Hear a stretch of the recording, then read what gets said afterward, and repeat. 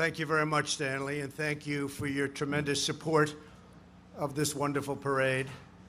Today we come together as one nation to salute the veterans of the United States Armed Forces, the greatest warriors to ever walk the face of the earth.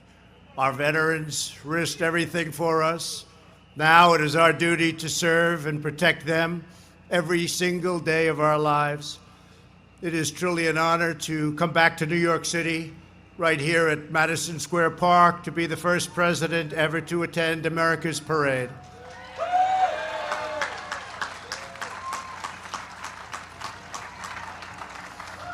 To every veteran here with us, to the thousands preparing to march on Fifth Avenue, it'll be really something. And to the 18 million veterans across our country, the First Lady and I have come to express the everlasting love and loyalty of 327 million Americans. I want to recognize Department of Veterans Affairs Deputy Secretary James Byrne for joining us. Thank you, James. Thank you, James.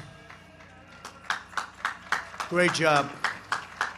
Pleased to report that our administration and all of the work that we've done, the veteran satisfaction with the VA is at 90%. It's the highest rate ever recorded in the history of this particular program, and that's awfully good, and we're very proud of you and the Secretary. Thank you very much. Great job. Also with us is New York City Mayor Bill de Blasio. Thank you very much, Mr. Mayor. Thank you. Along with many other distinguished guests. Thanks as well to everyone at the United War Veterans Council for putting on this incredible event, including Bill White, Doug McGowan, and a very special acknowledgement to someone who has devoted his life to this parade, Marine Vietnam veteran Vince McGowan. Thank you. Thank you very much. Thank you. Thanks to each of you and all of the supporters whose generosity make this parade possible. Tremendous amounts of work has been done, and tremendous, frankly, amounts of money has been donated, and we appreciate it, and we appreciate Stanley. We're very glad to be joined as well by the Honorary Grand Marshal of the parade, Marine Corps Commandant General David Berger, and the Sergeant Major of the Marine Corps, Troy Black. Thank you very much. Thank you. Thank you very much. Let us also show our profound appreciation to the 2019 Grand Marshals of the parade who have served in World War II, Korea, Vietnam, the Gulf War, and Iraq. This morning, as more than 30,000 patriotic Americans line the streets of Manhattan, we carry on a noble tradition that began 1 century ago. In 1919, the people of this city filled block after block to welcome home General Pershing and his 25,000 American soldiers after victory in World War I. Just a few years before, many of those soldiers had boarded ships not far from here at Hoboken Port. More than 4 million Americans fought in the Great War, and more than 116,000 made the ultimate sacrifice. At the 11th hour of the 11th day of the 11th month in 1918, the armistice was declared. The war had come to an end, and the Allies achieved a great, great victory. Every year since, on November 11th, we have shared our nation's deepest praise and gratitude to every citizen who has worn the uniform of the American Army, Navy, Air Force, Coast Guard, and Marines. We are profoundly moved to have with us veterans of World War II, including one of the Grand Marshals, Woody Williams. Thank you. Thank you, Woody. Thank you very much, Woody.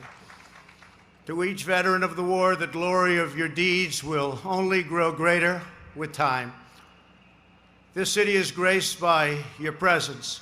This nation is forever in your debt, and we thank you all. We're also pleased to be joined by veterans of the Korean War, the Vietnam War, the Gulf War, and the War on Terror. You are the reason our hearts swell with pride, our foes tremble with fear, and our nation thrives in freedom. Would you please stand so that we can honor your heroic service, please?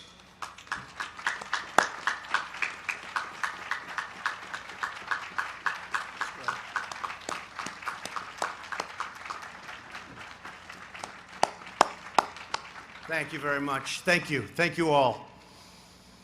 Each year, this parade highlights one branch of our military. This year, we honor the elite masters of air, land, and sea, the legendary Leathernecks, the feared Devil Dogs, the first to flight, the United States Marines. Let's hear it. That's great.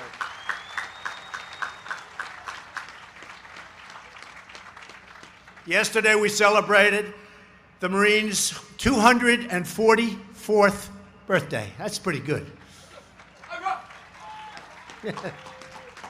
The few and the proud are always faithful, and they always win. I also want to thank the Marine Corps Law Enforcement Foundation, which provides scholarships to children of our fallen heroes. To every Gold Star family, we will stand by your side forever. It is very fitting that the Veterans Day Parade begin right here in New York City. Since the earliest days of our nation, New York has exemplified the American spirit and has been at the heart of our nation's story of daring and defiance. On July 2nd, 1776, the British Armada sailed into New York Harbor, numbering more than 400 ships and carrying more than 30,000 men. The British came here to snuff out what they thought was just a minor American revolution. Didn't turn out to be that way. But the Redcoats did know. What they did know was they were going to have a problem, but they didn't know that New York would meet them with the fearsome power of American patriots. In World War I, New York regiments like Harlem Hellfighters, the Lost Battalion, and the Fighting 69th were revered all over the globe. During World War II, 63 million tons of supplies and more than 3 million service members shipped out of New York Harbor.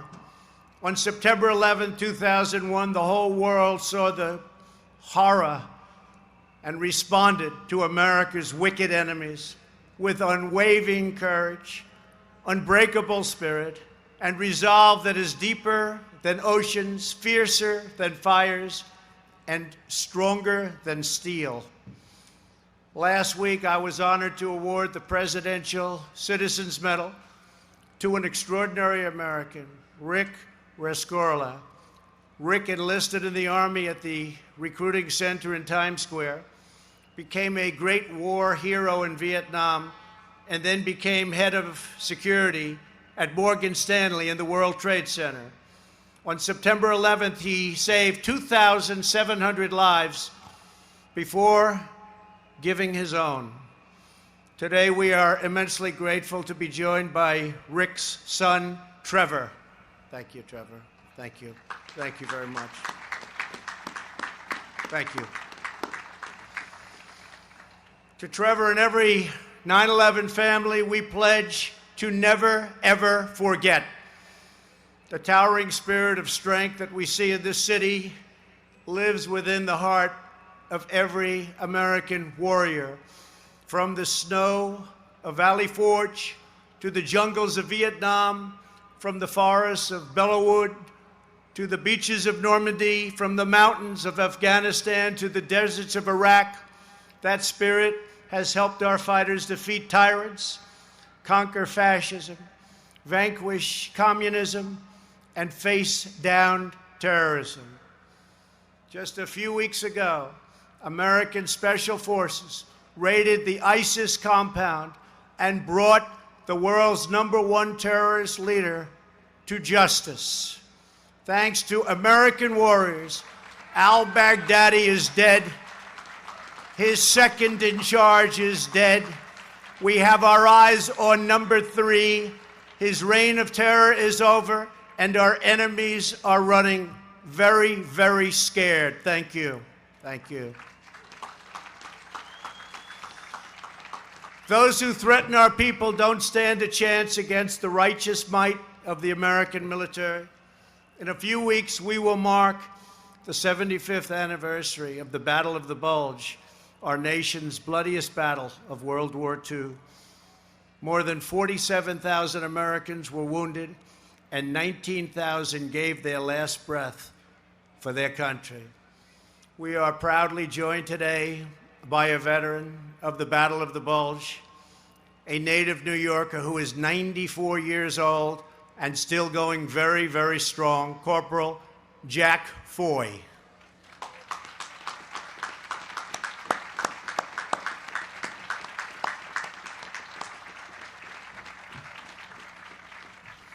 You look good, Jack.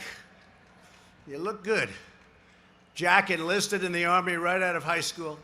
He fought through brutal months of the campaign in northern France. On Christmas Eve, after marching nearly 100 miles in the snow and sub-zero temperatures, he arrived outside the town of Bastogne in Belgium. For 2 weeks, Jack fought under ceaseless artillery fire and helped push the enemy back from a critical road.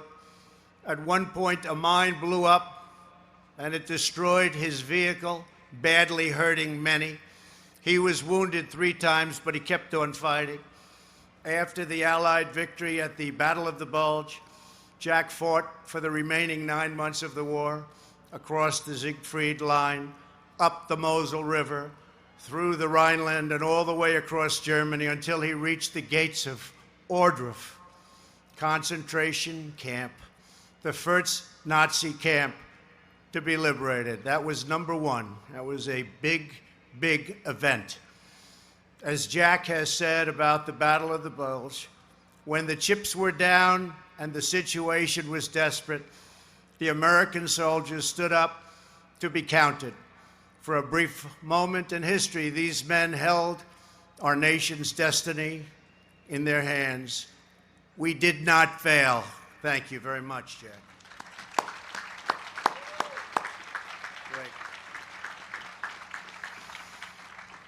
And Corporal Foy, we will forever be proud of what you and your fellow soldiers achieved for all of humanity. Also here with us today is Lauren Matthews, the granddaughter of a Battle of the Bulge veteran who has since passed away. His name was Master Sergeant Roddy Edmonds. Like so many of our veterans, Roddy never talked about the war. Lauren never knew her grandfather's story until she embarked upon a school project about 10 years ago. Roddy was in the 422nd Regiment, which was overwhelmed when the Nazis launched their surprise assault. He and his men fought for 3 treacherous days before being taken as prisoners of war. After they arrived at a prison camp, the German commander sent an order over the loudspeaker. The Jewish American soldiers were all told to step out of line during roll call the next day. Knowing the terrible fate that would come to his Jewish comrades, Roddy immediately said, "We're not doing that." He sent orders to have every American step out of line with their Jewish brothers in arms.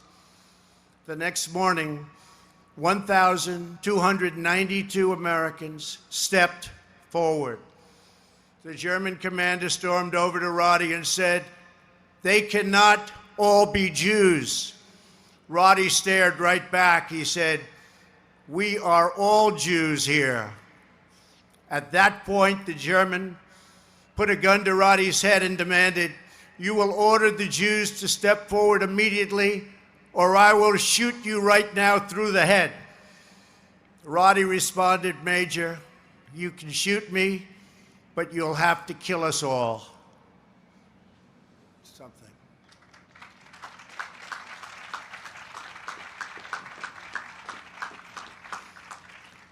The German turned red, got very angry, but put his gun down and walked away. Master Sergeant Edmonds saved 200 Jewish Americans, soldiers that day, so proud to be Jewish and so proud of our country. Lauren, thank you for being here today as we remember your grandfather's unbelievable and exceptional valor. Lauren, please stand up. Thank you very much.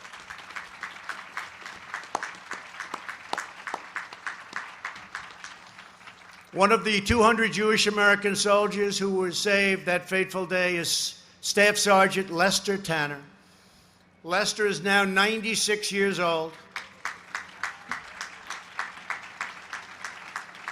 And he joins us here. Boy, you guys are looking very good, 96. Lester, you're really 96, Lester? I don't believe it. You're looking good. Thank you very much. Thank you also for your very noble service and for sharing this incredible story with the world. Thank you very much, Lester. The men and women who have donned our nation's uniforms are the bravest, toughest, strongest, and most virtuous warriors ever to walk on earth. You left your families and fought in faraway lands. You came face to face with evil, and you did not back down. You returned home from war, and you never forgot your friends who didn't return, including prisoners of war and those missing in action. Every day you think of them and pray for them, but your greatest tribute of all is the way you lived your lives in the years since. You raised your families, you endured the wounds of war, and you endured the pains of that memory. Yet, you keep going, you keep serving, you keep giving, and you keep loving. You volunteer at your local veterans post, and you keep in touch with your battle comrades. You support our Gold Star families. You take care of our wounded warriors, and you stand alongside of our service members when they return from war. On Veterans Day, our nation rededicates itself to our most solemn duty. While we can never repay our warriors for their boundless service and sacrifice, we must uphold with supreme vigilance our sacred obligation to care for those who have borne the battle. In just a minute, we will have a moment of silence, and we will lay a wreath at the Eternal Light Monument. As we do, with God as our witness, we pledge to always honor our veterans and pay immortal tribute to those who have laid down their lives so that we might be free. Together, we must safeguard what generations of fearless patriots gave everything to secure. We will protect our liberty, uphold our values, and defend our home. We will ensure that righteous legacy of America's veterans stands as a testament to this nation from now until the end of time. To every veteran here today and all across our land, you are America's greatest living heroes, and we will cherish you now, always, and forever. Thank you. God bless our veterans, and God bless America. Thank you. Thank you very much.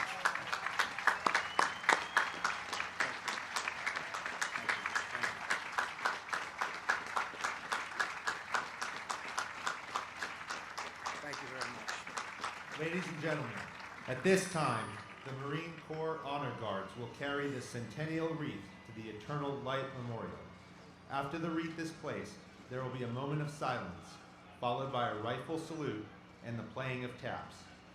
Please rise if you are able and remain standing throughout the ceremony.